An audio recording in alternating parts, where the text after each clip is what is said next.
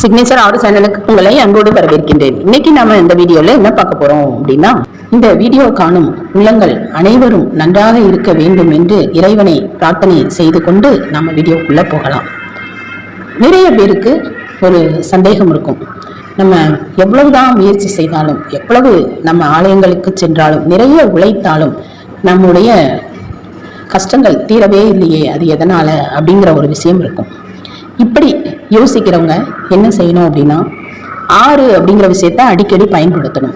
6 அப்படின்னா அது சுக்கிரனுடைய நம்பர்.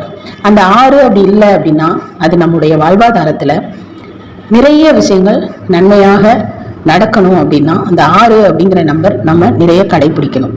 இந்த 6 அப்படின்னாலே நமக்கு உடனடியாக ஞாபகத்துக்கு வர்றது முருகக்கடவுள். 6 படையோன், 6 முகம்.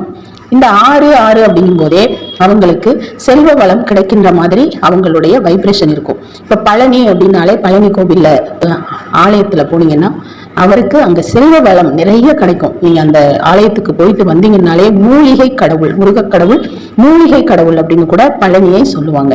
ஏன்னா அதுக்குள்ள அவ்வளவு மூலிகைகளினால் நிரம்பிய அந்த பழனி ஆண்டவர். அவரை நீங்க தரிசிச்சுட்டு வந்தாலே உங்களுக்கு பணம் கிடைக்க ஆரம்பிக்கும். அடுத்து திருச்செந்தூர் முருகன். இப்படி 6 படை வீடுகளுக்கும் நீங்க போயிட்டு வந்தீங்க அப்படின்னாலே நிறைய நன்மைகள் கிடைக்க ஆரம்பிக்கும். இப்படி 6ஆக பிரிக்கும் பொழுது நாம் இன்னொரு விஷயம், அன்னதானம் அப்படிங்கும் போது அதுவும் 6 தான் வரும். அந்த அன்னதானத்தை நீங்க கூட்டி பாருங்க, அதை கூட்டினீங்கன்னா 6 வரும். இத நீங்க செய்தாலும் வாழ்க்கையில இந்த அன்னதானத்தை 6 பேருக்கு வாங்கி கொடுக்க ஆரம்பிங்க.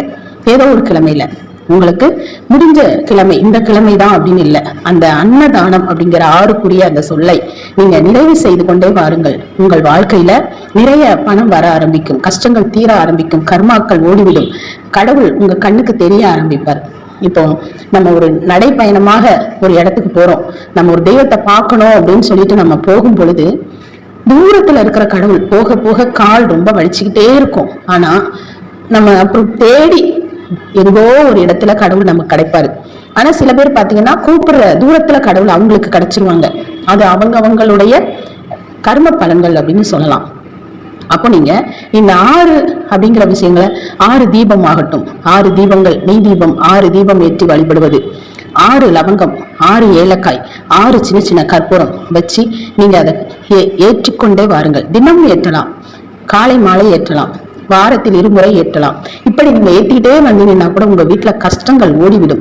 அந்த ஏலக்காய் நறுமணம், அந்த லவங்கத்தோட நறுமணம், அந்த கற்பூரம், அதுல ஒரு சொட்டு நெய் ஊற்றி நீங்கள் அதை ஏற்றும் பொழுது உங்கள் வீட்டில் கஷ்டங்கள் காணாமல் போய்விடும். இந்த அன்னதானமும், இந்த கற்பூர தீப வழிபாடும், இந்த நெய் தீபமும், இந்த 6 படை முருகக்கடவுளின் தரிசனமும் உங்க வாழ்க்கையை பெரும், நீங்க எதிர்பார்த்ததை விட அதிகமான ஒரு முன்னேற்றத்தை உங்களுக்கு கொடுத்துவிடும். இதனை செய்து பாருங்கள். விடாமுயற்சியோடு எதை செய்தாலும் சரி.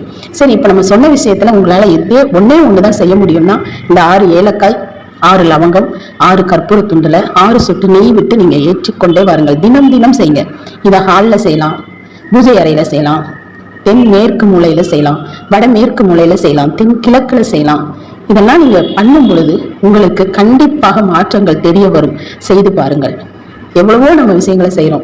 இது ஆனா அந்த நெய் விட்டு அந்த எரிஞ்சு அந்த சாம்பல் ஆகிற வரைக்கும் அது எரியட்டும். அவ்வளவு சுபிட்சத்தை உங்கள் வாழ்க்கையில நீங்க பார்க்கலாம். இந்த வீடியோ உங்களுக்கு பிடிச்சிருக்கும் நம்புறேன். இன்னும் ஒரு வீடியோல நான் உங்களை சந்திக்கிறேன். தேங்க்யூ.